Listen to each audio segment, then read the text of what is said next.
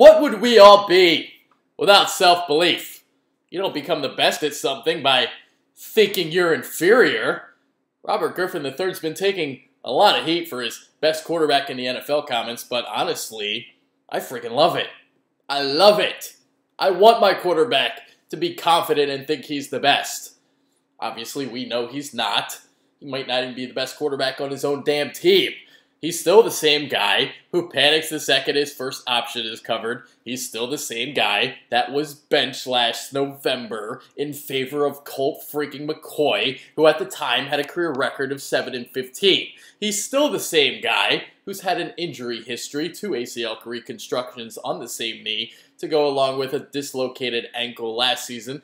And he's still the same guy who finishes his runs like a running back instead of sliding to compound his chances of getting hurt. You can't rely on your athleticism forever. At some point, you gotta learn how to play from the pocket.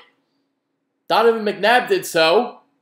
I mean, still threw a lot of worm balls, but his first 3 years, he took the NFL by storm with his scrambling ability. But he eventually learned how to become an in-the-pocket passer. The same could be said for Randall Cunningham. And there's plenty of other examples. RG3 needs to learn from his elders. It seems like neons ago when Griffin and not Andrew Luck won the Rookie of the Year award in 2012. The Redskins sent 3 first-round picks and a second to the St. Louis Rams to move up all of 6 spots in the 2012 NFL Draft to take Griffin. By the way, those picks have parlayed into Michael Brockers, Janoris Jenkins, Alec Ogletree, Greg Robinson, Isaiah Pede, and Zach Stacy. The Redskins won their final 7 games during RG3's rookie campaign, but Griffin blew out his knee in the wildcard game against Seattle, and then head coach Mike Shanahan made it worse by leaving him in.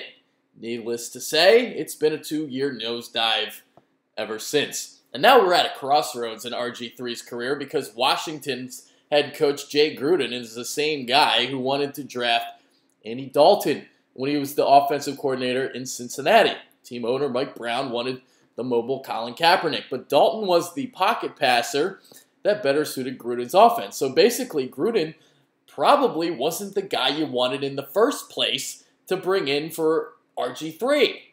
But we're talking about Dan Snyder here, so yeah. There's no reason, though, why RG3 can't learn to play from the pocket. He has the talent and the mind to do it.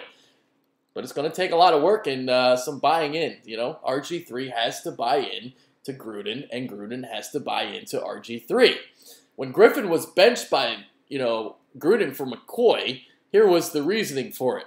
He said, Robert has done some good things at quarterback, but I just think he needs a little bit more time in this system with the verbiage and the plays to sit back, take a step back, and learn. And when he gets back in there, he'll be a lot more decisive, hopefully, and ready to roll. After the benching, many thought that Griffin would be done during the offseason, but he's back in the burgundy and gold. Maybe it's because all Washington would have potentially gotten back for him was a mid to late round pick. But they made it known early in the offseason that Griffin would be the starting quarterback in 2015. Although we know week 1 is going to be Kirk Cousins, but to that in a bit. Unlike last year, the Redskins will have a quarterback's coach this season. It's Matt Cavanaugh, formerly of the same position with the Chicago Bears. The hope is that he will offer a different perspective to that of Gruden. We'll see if the plan works out for a team that's won just 7 games since their NFC crown 2 years ago. Now, I've gone on for a while about Griffin, but he may never even take a regular season snap with the Redskins because, like I said before, Cousins was named the regular season starter for week 1 against Miami. Griffin is still recovering from concussion-like symptoms, and when he's played, the first-team offense has looked awful. Really, really bad.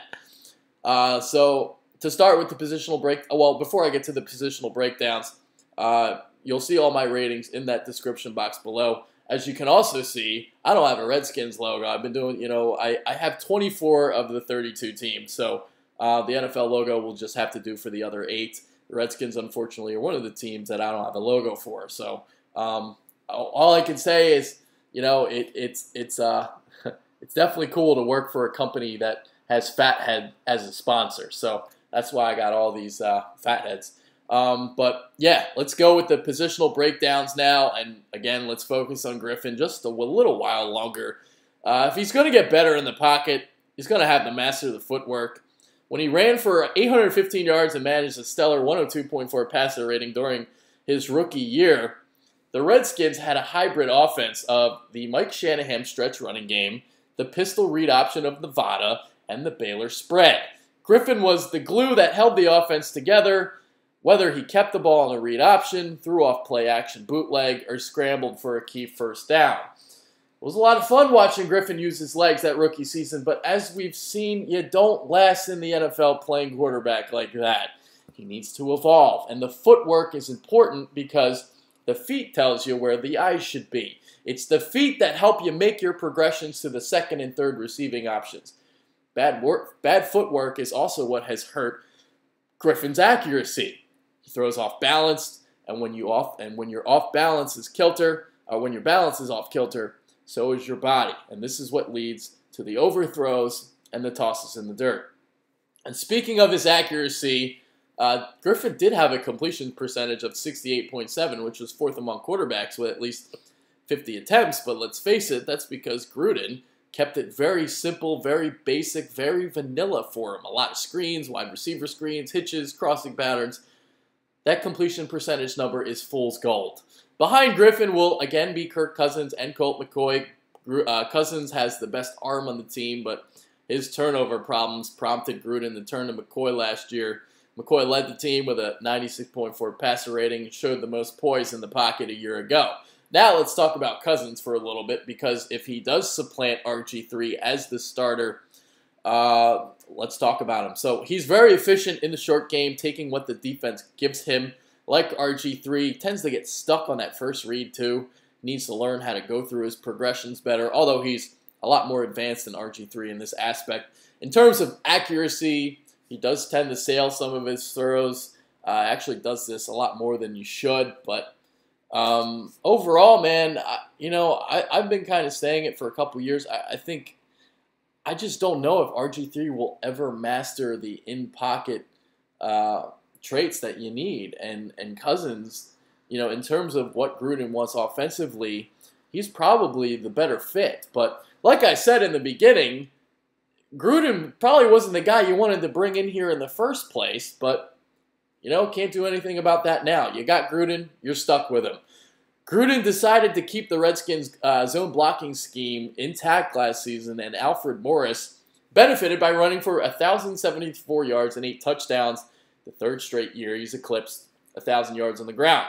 He's shown the ability to run through tacklers, showcases good vision, patience, all that. But with new offensive line coach Bill Callahan turning to a more power-based rushing attack with a straight-ahead blocking scheme, will Morris be able to handle it? Roy Halou is an underrated backup, but he's now in Oakland. That leaves Silas Red and rookie third-rounder Matt Jones. Red carried the ball just 16 times during his rookie campaign, but showed off some promising open field ability. Jones is adept at catching the ball in the backfield, something Morris isn't the best at. Darryl Young returns at fullback. He's a solid blocker on the perimeter and a weapon around the goal line with 6 touchdowns his last 2 seasons. DeSean Jackson headlines a group of wide receivers looking to rebound. I'd say Jackson's first year in Washington was still a success, though. The home run threat led the NFL, averaging 20.9 yards per reception, hauled in 8 balls for 50 or more yards. That also led the league.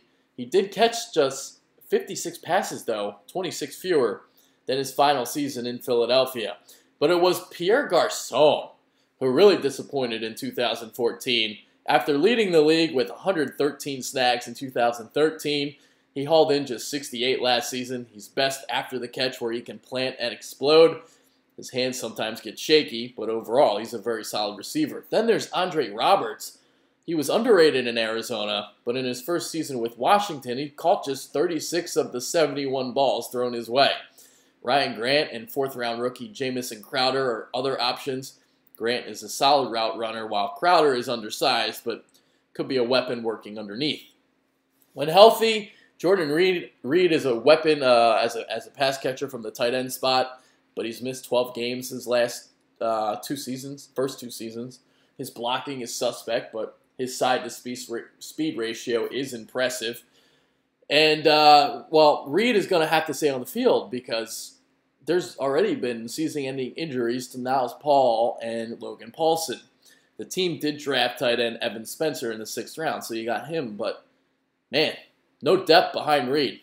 Callahan hopes to improve an offensive line that surrendered a ridiculous 58 sacks a year ago, second most in the league.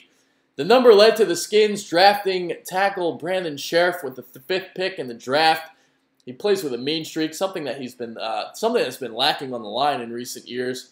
He's big and athletic to go with a relentless tenacity. As of right now, he's the starting right guard on the team's depth chart, but I fully expect him to be the right tackle by season's end, a post that's currently occupied by Morgan Moses. Trent Williams was banged up last season, but he's still one of the league's more consistent left tackles. The other starters are Shawn Lauvao at left guard and Kory Lichtensteiger at center. Lauvao had a tough year and was run over a lot, while Lichtensteiger made the transition from guard to center. He's a bit undersized for Callahan's system, but he's the best they have at the moment. Washington went out and picked up some free agents to beef up its front 7, including nose tackle Terrance Knighton, Stephen Paea, Ricky Jean-Francois, and Junior Galette, although Galette is, well, he's out for the season. Let's start with the defensive line with Knighton, Paea, and Jean-Francois. Knighton didn't get the lucrative contract he was seeking during the offseason and settled for a 1-year deal with Washington, so he'll be playing with a huge chip in his stomach. At 6'3", 330, Knighton has the prototypical build for a nose tackle, and when he gets low, he's basically unblockable. He gets push, huge force in the backfield, such strength that if he gets an arm on you, he's going to bring you down. He can make tackles not only in space, but in a crowd as well. Paea came over from Chicago. He had 6 sacks last year, an ascending player who has a lot of strength. Jean-Francois won't start, but that job still belongs to Jason Hatcher. But Jean-Francois started 13 games for Indy last year and has shown the ability to get after the quarterback. But that's a pretty good starting trio of Knighton, Hatcher, and Paea if they can gel quickly. Ryan Kerrigan was rewarded with a 5-year, $57.5 million contract a few weeks ago, making him the 3rd highest paid linebacker in the entire league. He notched 13.5 sacks a year ago, the first time in his 4-year career that he's reached the double-digit mark. He has a very quick first step, also the power to bull rush a tackle. His motor also runs hot. Kerrigan is a reliable tackler, uses leverage to get under blocks, make plays in the running game. In the passing game, he does a very good job of knocking down passes at the line of scrimmage. Galette, man, it's unfortunate what happened to him with the torn Achilles, because Kerrigan was a guy that's always kind of had Brian Orakpo on the other side, opposite of him, even though Orakpo always got hurt. Looked like Galette was going to step in and be that guy to provide that dynamic duo at the pass rushing 3-4 outside linebacking spot. But yeah, he's hurt. They're going to have to rely on other people, and we'll see what happens. Yeah, Galette was a guy that reached double-digit sack totals in consecutive seasons. He was cut by New Orleans after I believe there was like a video showing him punching somebody. I don't remember exactly what it was, so if I'm wrong, I'm sorry. But yeah, he got released, signed a big contract with New Orleans last season, and signed a 1-year deal with Washington, but he's no more. Keenan Robinson and Perry Riley will man the 2 starting positions at inside linebacker. I think both are underrated, especially Robinson.